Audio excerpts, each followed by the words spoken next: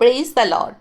আজকের আমাদের ডেলি ব্রেডের আলোচ্য বিষয় কলসীয় পত্রিকার 2:14। আমাদের যখন জন্ম হয় তখন আমরা ভাগ্যের একটা নিয়ন্ত্রণ করার জন্যে কি আছে জানার জন্য আমরা উৎকণ্ঠিত থাকি, এবং অনেকেরই আমরা কুষ্ঠি নামক একটি জিনিস তৈরি করি। সেখানে লেখা থাকে যে আমাদের জীবনের উন্নতি কখন, আমাদের জীবনে কখন সমস্যা আসবে, কখন সে সমস্যা কতদিন থাকবে, মায়ের জীবন যেমন এসেছে মৃত্যুও কবে হবে সেরকম একটা উল্লেখ করা থাকে। এবং সারা জীবন একটা দেখা যায় একজন মানুষ সেটাকে কেন্দ্র করে নির্ভর করে বাঁচতে থাকে, এবং তার জন্যে সেগুলো কন্ট্রোল করার জন্যে বিভিন্ন রকম লাল, নীল, হলুদ, সবুজ আমরা অনেক কিছু স্টোন দিয়ে সেগুলো কন্ট্রোল করার চেষ্টা করি। এবং একটা মানে অনেকে যদি জেনে থাকে যে মোটামুটি 50-র 5-এর ঘরে আমার মৃত্যু, 4-এর ঘরে আমার মৃত্যু বয়সের, একটা মানুষের মধ্যে না ভয়, ডর, এই সমস্তগুলো একটা গ্রো করে।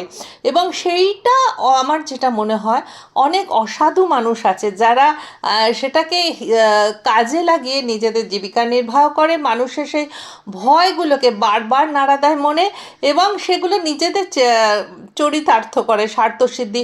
এবং শুধু এইগুলো যে শুধুমাত্র যারা প্রভুকে জানে না সেই সব লোকও নয়, এমনকি ইদানিংকালে আমি অনেক প্রভুকে জানে লোককেও দেখেছি যারা হাতের বিভিন্ন রকম লাল, নীল, সবুজ, তারা স্টোন ধারণ এবং এই সমস্ত লোকের কাছে হস্ত বিচার করা, এই সমস্ত করতে যায়। আসলে বাইবেল হচ্ছে এমন একটি জিনিস, মানে জিনিস বলবো না, সরি, বাইবেল হচ্ছে এমন একটি আমাদের জীবনের খাদ্য আমরা বলতে পারি, ঈশ্বরের বচন। বাইবেল কোনো ধর্মগ্রন্থ নয়, যে গ্রন্থ বলে ওখানে কিন্তু লেখা নেই, ধর্মগ্রন্থ বলে লেখা নেই, ধর্মগ্রন্থ না, সেটা হচ্ছে ঈশ্বরীয় বচনকে সুগ্রথিত করে লেখা আছে। প্রত্যেকটা বচনকে যদি আমরা দোধারি তরোয়াল বলি, অর্থাৎ যারা প্রভুতে আছে, যারা সম্পূর্ণরূপে প্রভুতে আছে মানে আমি বাইবল খ্রিস্টান ধর্মে মানে খ্রিস্টান সম্প্রদায়ে জন্মগ্রহণ করেছি বলেই আমি প্রভুতে আছি তা নয়। প্রভুকে যারা আহুত, মনোনীত সেই মানুষগুলোর কথা বলছি, তারা যদি বাইবেলকে খুব গভীরভাবে পড়ে, অর্থাৎ এগুলো ঈশ্বরীয় বচন সম্পর্কে জানতে চায়, সেই জায়গাতে আমরা অনেকটা আশ্বস্ত হই। তা সেই কলসীয় পত্রিকায় দেখো 2:14 আছে, কি আছে? আমাদের প্রতিকূল যে বিধিবদ্ধ হস্তলেখ আমাদের বিরুদ্ধে ছিল, এই যে হাতে যে আমরা রেখাগুলো যেগুলো আমাদের ছিল, আমাদের প্রতিকূলে যে বিধিবদ্ধ হস্তলেখ আমাদের বিরুদ্ধে ছিল, তাহা মুছিয়া ফেলিয়াছেন এবং প্রেগ দিয়া ক্রুশে লটকাইয়া দূর করিয়াছেন। কি অদ্ভুত বচন না? আমাদের প্রভু যীশুখ্রিস্ট যখন মৃত্যুবরণ করেছিলেন, উনি তো নিজের ইচ্ছা মৃত্যু, উনি হচ্ছেন ঈশ্বরের সন্তান। উনি যদি ওই মুহূর্তে বলতেন, শত শত দেবদূত এসে কিন্তু তাকে সেই পরিস্থিতি থেকে তাকে রক্ষা করতে পারতো, কিন্তু তিনি যদি ক্রুশারোপিত না হতেন, কোটি কোটি আমরা সাধারণ মানুষকে বারবার ক্রুশারোপিত হতে হতো। তো তিনি ক্রুশে গেছেন বলেই আমাদের এত কিছুগুলো, এত সমস্যা, এত প্রবলেম, এত শরীরের অসুখ বিসুখ, সব কিছু পাপ, আমাদের জীবনের সমস্ত পাপ উনি ওই ক্রুশের মধ্যে প্রেগ দিয়ে গেঁথে দিয়েছেন। তাই আমরা যারা প্রভুকে অন্তঃকরণ থেকে বিশ্বাস করি, তার জন্য গোমস, পিটার, জন হতে হবে তার কোনো মানে নেই। চ্যাটার্জি, ব্যানার্জি, মুখার্জি, ঘোষ, বোস, কাপুর, যে কোনো যারা প্রভুরতে আছে, যারা প্রভুকে ভালোবাসে, তাদের জন্যে তারা কোনো গোত্র বা এই সমস্ত ধর্মর অনুসারী নয়, তারা হচ্ছে যীশু খ্রিস্টের অনুসারী।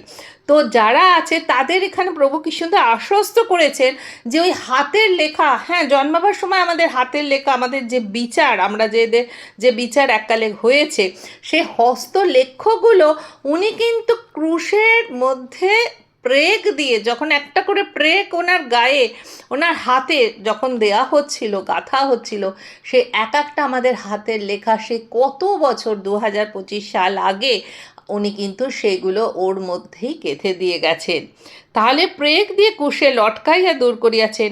আর আধিপত্য কর্তৃত্ব সকল দূর করিয়া দিয়ে ক্রুশে সেই সকলের উপরে বিজয় যাত্রা করিয়া তাহাদিগকে স্পষ্টরূপে দেখাইয়া দিলেন। সুতরাং আমাদের উপর এই সমস্ত হাতের লেখা, মানে আমাদের হাতে যা লেখা আছে ভাগ্য লিখন, বা আমরা যেটা বলে থাকি বৃহস্পতি, শনি, বুধ, শুক্র, এইগুলো কখনো আমাদের উপর কর্তৃত্ব বজায় রাখতে পারে না। এইটা একদম কনফার্ম, এটা আমার বচন নয়, এটা প্রভুর বচন, ঈশ্বরের বচন। সেই বচনে উনি একদম পরিষ্কার বলে দিচ্ছেন যে কোনো কিছু আধিপত্য, কোনো কিছু কর্তৃত্ব আমাদের কিন্তু কন্ট্রোল করতে পারবে না, কারণ সব কিছুতে ওই ক্রুশের মধ্যে ওই প্রেগ দিয়ে উনি একদম খোদাই করে দিয়েছেন, যেখানে বিজয় একমাত্র তার অনুসারী সন্তানদেরই হবে। তো এই নিয়ে আমরা আর ভয় পাবো না, ঠিক সেই রকমই আমরা ভয় পাবো না। আমাদের বিরুদ্ধে কেউ যদি জাদু টোনা তন্ত্র মন্ত্র করার মতো বোকামি, হ্যাঁ আমি বলি বোকামি, এই জিনিসটাকে বোকামি বলে, প্রভুর সন্তানদের বিরুদ্ধে কেউ যদি এই বোকামি করার মানসিকতা রাখে, এক পথ দিয়ে সেগুলো আমাদের কাছে আসে। সেইও বচন আছে, সেই বচন আর একদিন বলবো। এক পথ দিয়ে আমাদের কাছে সেইগুলো আসবে, 7 পথ দিয়ে তার কাছে ফেরত যাবে, এবং সে কখনোই ইহজগতে সে কখনোই পার পাবে না। যে সমস্যার সৃষ্টি করার চেষ্টা করে কালো জাদু, তন্ত্র মন্ত্র, সে নিজেই সমস্যায় পড়বে। এটা ঈশ্বরীয় বচনের প্রতিশ্রুতি। আমেন।